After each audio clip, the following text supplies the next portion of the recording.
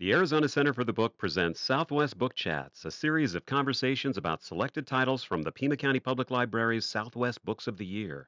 Join us as we discuss 6 books that address the challenges and the triumphs of our communities. We will explore, celebrate, and share stories that make Arizona's literary landscape one of the richest in the country. This project is supported by the Arizona State Library, Archives and Public Records, a division of the Arizona Secretary of State, with federal funds from the Institute of Museum and Library Services. Bringing Home the Wild by Juliet C. Stromberg is featured in Pima County Public Library's 2024 edition of Southwest Books of the Year. Reviewer Lydia Millet writes, Arizona State University ecologist and botanist Juliet Stromberg's intriguing, feisty personal account of tending and living with a sprawling garden outside of Phoenix makes for a charismatic read, even for those of us who don't have the time or space for a garden of our own. She urges us towards messy, biodiverse gardens, against the use of toxic pesticides, and toward a deeper engagement with our green world, even in urban spaces. Master gardener Angela Judd, a dedicated advocate for educating others about gardening in desert climates, joins librarian and writer Aaron Lorandos in conversation about the possibilities for encountering nature in whatever habitat you inhabit. Well, hi, Angela. Thanks for joining me tonight and discussing Bringing Home the Wild by Juliet Stromberg. My name is Erin. It's nice to see you tonight. Tell me what you thought of this book. Hi, Erin. I'm happy to be here. I loved the opportunity to read this. It's a library copy, so I've got all my Post-its that I'll take out before, but it was a book that I wouldn't necessarily have known about, but I really enjoyed just the process of reading it and getting lost a little bit in her world. And I'm excited to talk about it. What did you think about the book? I fully agree with you. I ended up with a digital copy on my Kindle, so I had the joy of writing right on my copy, which was kind of fun. It almost felt like it was a field journal that I was able to take notes in as I was exploring the garden with her. I agree with you. I don't think I would have picked this up myself, but I'm so glad that I did.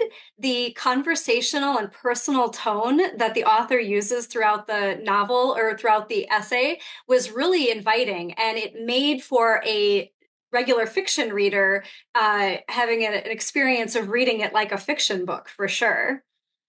That's true. I hadn't thought of it in that way, but I looked at it as the way she talked about plants, it was more like a story.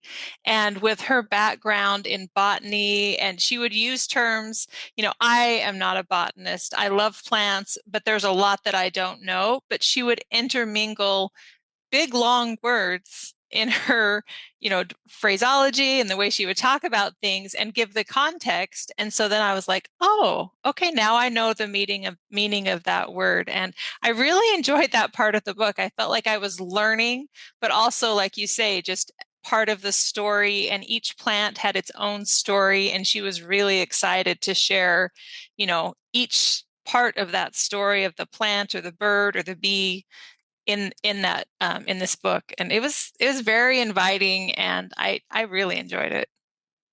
Yeah, I totally agree with you. It was almost anthropomorphic, right? And Hmm. personification of these creatures and these plant and animal in people in her garden, right? They were just her friends that she was talking with and about. It was fantastic. I definitely learned a few words as well. I agree with you. I think she maybe made up a few as well. There were a couple of combinations in there I don't believe I've seen before. I That's an just thought I excellent. didn't know him, but you could be right. I think my favorite word when we're talking about it, that I didn't know there was a word for it, but now I'm so glad that I know the word. Let me just see if I can find my note. Is the petrichor? Am I saying that right? I Petrichor? believe you are, yes. Yeah, the smell of earth after rain. And I planted creosote in my yard in a few different places just for that reason. But to know that there's a word and a definition now, after I read that in the book, I Googled it and I kind of did a little bit of a deep dive on that word. And for me, even if that's the only takeaway I get from this, I treasure that. I love that because that's one of my favorite parts of living in the desert is that the petrichor, right? The smell of earth after rain, and loved that. So that was just an example, but those little nuggets and tidbits that a non-botanist is able to kind of pick up and deepen my understanding of some of these plants was pretty special. I agree with you. I love that concept as well. And you know what we always say in the library world, you can never get upset if someone mispronounces a word because it just means they learned it by reading it, right? We've never heard it before. We might That's be right. wrong. I'm not sure, but it sounds good to me. Well, tell that to all the people on YouTube because they come at you if you don't know how to say it. That is So very true, but we can come at them for their grammar, so it's all good. I guess so. Oh, that's fantastic. Well, you have obviously a deep connection to gardening, and since that was a central theme to this book, I would love to hear what you thought about how that place of the garden reflected throughout and what that meant to you as you were reading. Well, it's unusual as someone who lives in the low desert in Phoenix to read something that's so connected to where you live, that can talk about, the monsoon of 2021 being, so much rain. And I remember that. Or, the summer of 2020 being so hot and the different plants and the effects on plants. And for me, it was a unique experience to read in a book something that I've also experienced and to also hear her thoughts about plants that I know well, some I don't know, but some that I know really well, and just to hear that little bit of a different experience that she's had with them. And like you say, the life that she brings to those plants, I thought was very interesting. The sense of place, especially, I'm very familiar with the area that she's in. I go to the Arizona worm farm a lot. And so it was really fun to hear that mentioned. I actually took a picture of where it was mentioned and sent it to Zach at the worm farm. And I said, hey, she talks about you in this book. He's like, oh, I'm going to go get a copy. That's It was fantastic. really fun to hear like the dogs in the worm farm talk about them. And, it was, and the different places around where she lives. In fact, I think I saw when I was driving there last week, um, where her property was. I was in a hurry. I didn't, spend too much time. But as far as a sense of place, it was really special for me to read something that I connected with on so many different levels, from the people and the businesses she talks about to the plants to the weather.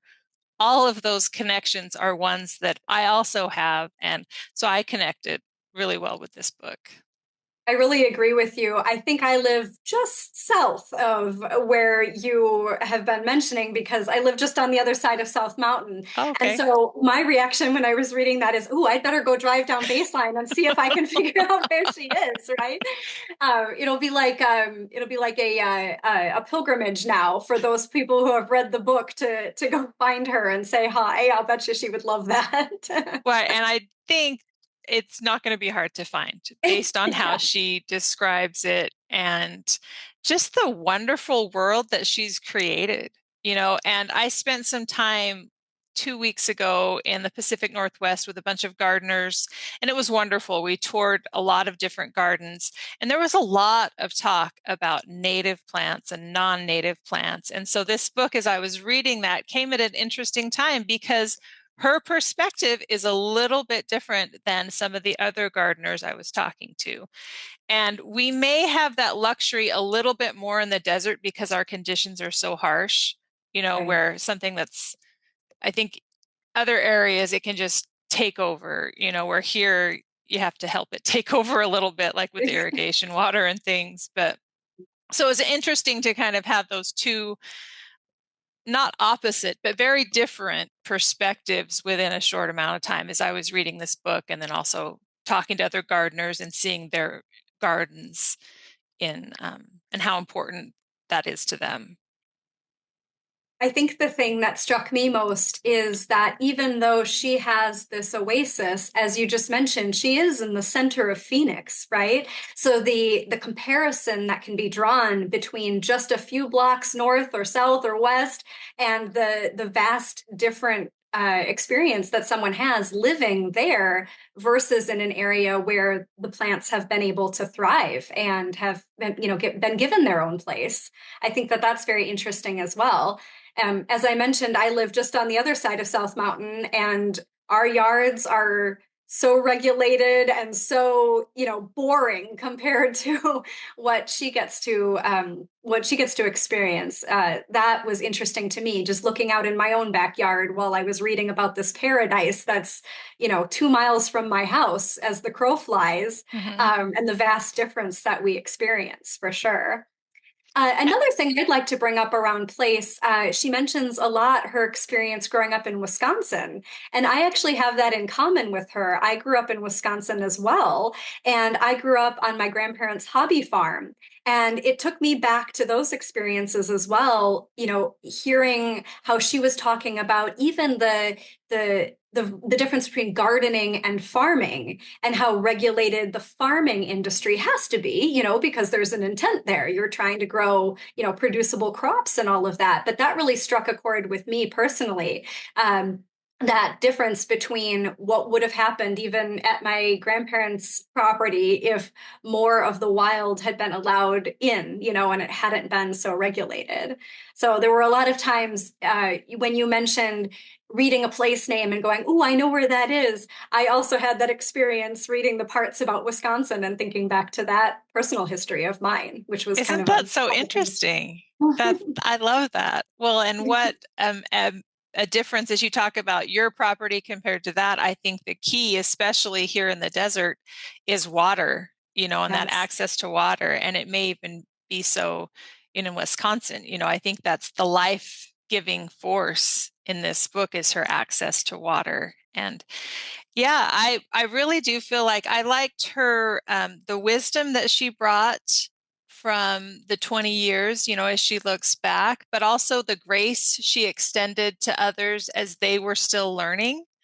When she talked about the victory gardens and people doing their best, even though at the same time they're just dumping chemicals on, when we know better, we do better. And I think it's all a process, and just kind of allowing that room for growth and the experiences that we have and we learn from. I totally agree with you. And her journey from scientist to just lover of the space that she was able to create as well. There was a part that I made a note on when she was able to, step back, if you will, from that role of scientist and really just go along with whatever nature was going to have happen. That was a really touching story, piece of the story as well, in my opinion. Yeah, I feel like she did that several times. Like, you kind of have to pivot, I think is the word a lot of times we use now, of like, okay, this is my expectation. This is what I think is going to happen, but this is what's happening, is maybe I just need to adjust my expectations a little bit or change my thinking. And she exhibited a lot of openness to that, which was really, for me, I think as gardeners, sometimes we plant a seed and this is the effect that we want. But with, in her thing, she was a lot of times, because of the water and the environment that she's created, it was open to receiving other things. And so she allowed that to happen. And they all surprised her, which was wonderful. And she could identify them, right? Yeah. The number Exactly. of bugs that she could identify. Oh, gosh. Yeah, Yes. pretty impressive. And acknowledging that she liked the bugs now, instead of seeing them as maybe, not a problem, but something that wasn't expected or not welcomed as much when she was, in her scientist mode as well. Yeah, no, and I think that's part of just the experience and the journey that I know I've seen that in my own life with bugs. Now I kind of welcome them and take a wait and see, and that's interesting approach, rather than, where's the spray? Should I kill it? Where's my shoe? So. Right.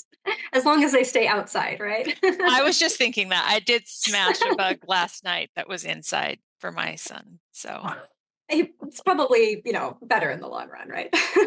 Yeah, we share the outside, maybe not the inside. Exactly. the insights that were inspired for you about that connection of the human quality, right? And how we can flourish when we let our gardens flourish. That that piece was interesting to me as well.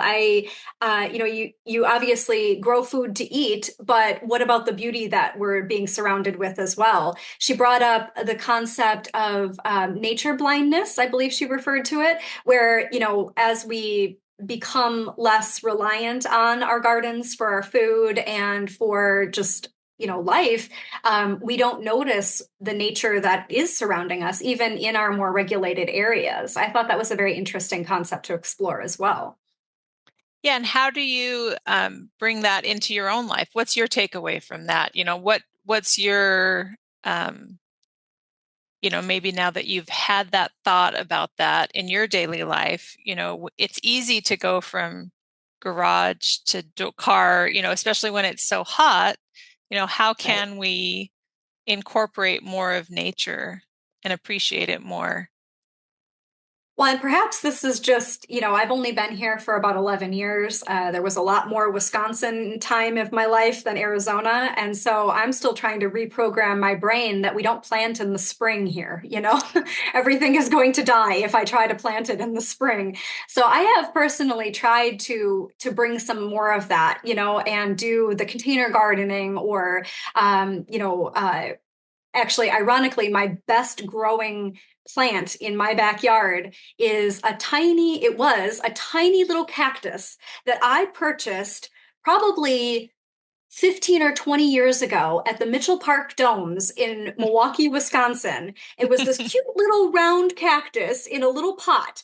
And that little cactus lived in my house in Wisconsin. And when we moved out here, I brought it. And darn if that thing's not a saguaro, it has grown like you wouldn't believe. And it's still in a pot because just in case I move, I want to be able to take my little baby with me.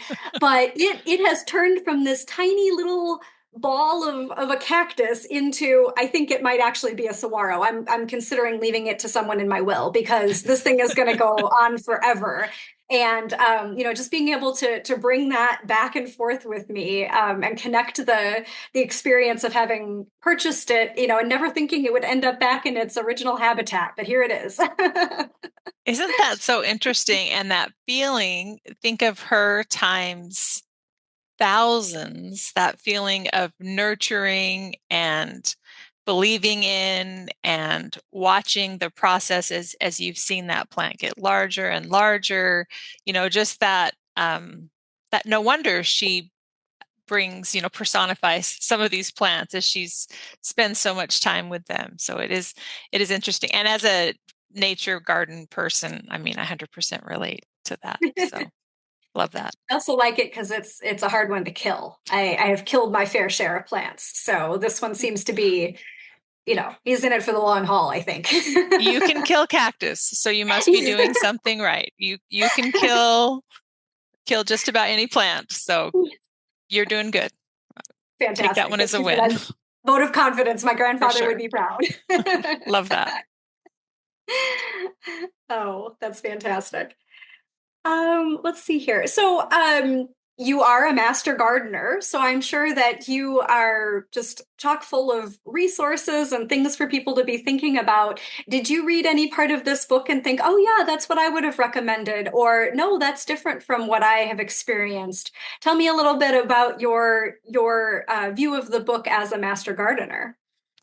Well, for me, I think I'm alluded to it before, just the definitions that she would bring, the explanations. I don't have a background education wise, other than my brief master gardener training, which is not much, in botany and all of those things. So for me, that she has so much kind of book learning and scientific learning, lab experience, all of that background.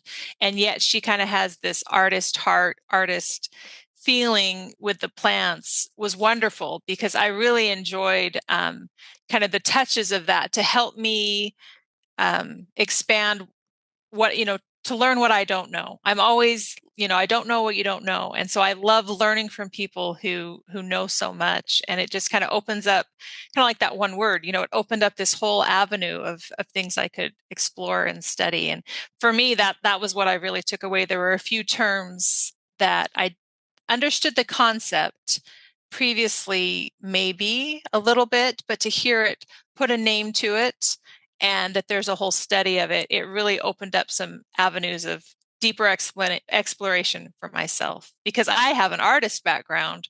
I'm an artist who became a gardener. So kind of the opposite with that. And so for me, that's what I really liked, was just her background and making that accessible.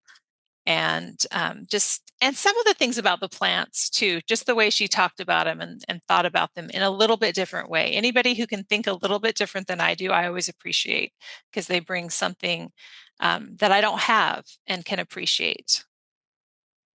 And it really is for everyone. You can come to it from any background or experience. Mm-hmm. And, one of the things that I appreciated was her references to some of the citizen science aspects, like the iNaturalist app that she brought up. Anyone can walk out into nature with that app on their enabled device and say, hey, what's that? And to snap a picture of it and have the entire background at their fingertips and have all of those scientific resources. So, being able to access that as a city dweller is really fantastic, and being able to connect with nature in a different way, as long as you've got your internet enabled device with you and the skills, etc. But those are teachable, right? No, absolutely. And it really just takes, all it takes on our part is curiosity. We just need to wonder. I wonder. And then if we want the answers are readily available to all of us about everything. It's just that curiosity. And so I think that's what she, for me, opened up some more curiosity about different things. Her insight about the hummingbirds at the water spout, as the temperature reading, she could just those little insights, that's what you get after being aware of your surroundings for a long time and being observant and curious. And she brought so much to that. So just, it makes me want to look around with a little bit different eyes as well and pick up on some of those things. Agreed. And what a cool way to introduce it to maybe children in our family and whatnot, having them come up with those different measurement tools and things like that.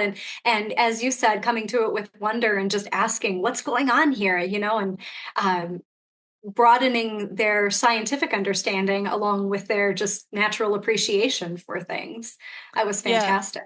Yeah. And the way she described the different bird calls, I thought that was so clever. It's like, when you say that, I think I know what you mean. It's really hard to explain what a bird sounds like, but she did a pretty good job of doing that. And so it made me want to whip out my, ornithology app and listen to some of those bird calls and just be curious. It really, I think that's one of the takeaways for me, was just an increased desire to be present and curious and have wonder about whatever my surroundings are, but to just ask and wonder and question and observe. That part made me smile too. We grew up calling cardinals what cheer birds, because they sound like they go, what cheer, what cheer. So I loved that part as well.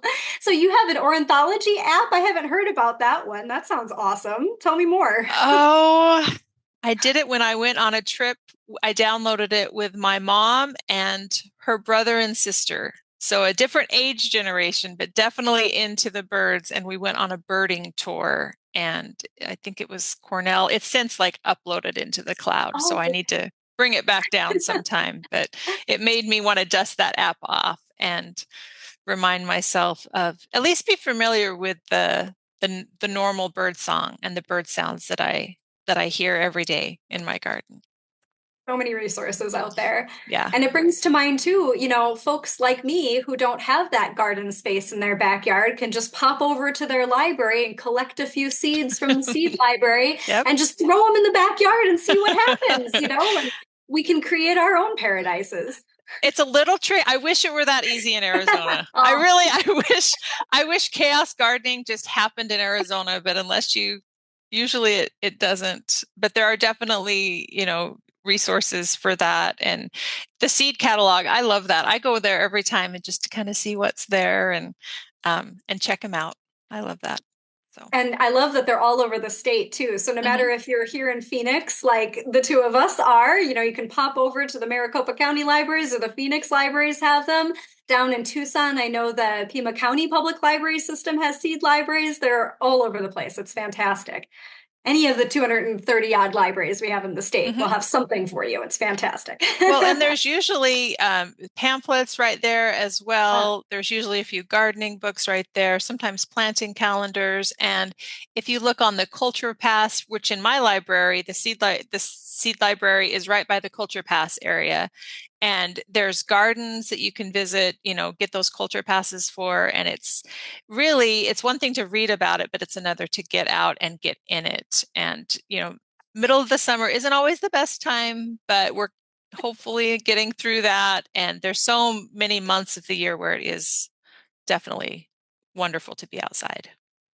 Totally agreed. One of my favorite things about our libraries are those culture passes as well. Thank you for bringing that up. And she even mentions the Desert Botanical Garden in Mm-hmm. her book as a fantastic resource just to go and get immersed, even if you don't have the space or the time or the luck in the backyard that she's had. Yeah, not many of us will have a yard like hers for sure, but we can all go to the Desert Botanical Garden. And I think the first Tuesday of every month, if that's still true, it's free to go Oh, there. wow. So that's a good Fantastic. time. Maybe, don't want to tell everybody, but um, yeah, that first Tuesday you can get in for free. And if you go early enough in the summer, it's still beautiful to walk around. The desert is beautiful, and they've done a really, really good job over there. It truly is. It truly is. And I know that the Desert Sonoran Museum down near Tucson was just honored with a national award from IMLS. So Oh, I hadn't heard there's that. all over the state, and probably one of my favorites up near Flagstaff is the Arboretum. I love walking around in there. That makes me feel like I'm back home in Wisconsin, to be honest. So Well, love and that. Boyce Thompson, which is just Yes, not a little bit south of yes. us or southeast of us, I guess. But yeah, I love it over there too. So really a lot of resources throughout the state, and there's no reason we can't get out into nature and see what's out there for us. Totally agree. And the best way to do that, I think, is to keep reading and Keep growing. keep growing. Well, thank you so much for this conversation today, Angela. Is there any last moment thoughts that you'd like to share with our audience today? I would say just again, my takeaway was just to be curious and have wonder and think about ways you can incorporate nature into your space, even if it's just learning about nature. And if it's not quite your time, to have it, learning and being curious about it. And then when you can, getting your hands in the dirt, there's nothing better. Fully agree. Thank you. Thank you. Thank you for tuning into the Arizona Center for the Book's Southwest Book Chats. These conversations may have inspired you to explore the beauty of Arizona, cultivate beauty in your own backyard, or seek diverse Arizona stories. Our state has a rich literary heritage that can be explored through your local library's online and in-person services. This project is supported by the Arizona State Library, Archives and Public Records, a division of the Arizona Secretary of State, with federal funds from the Institute of Museum and Library Services.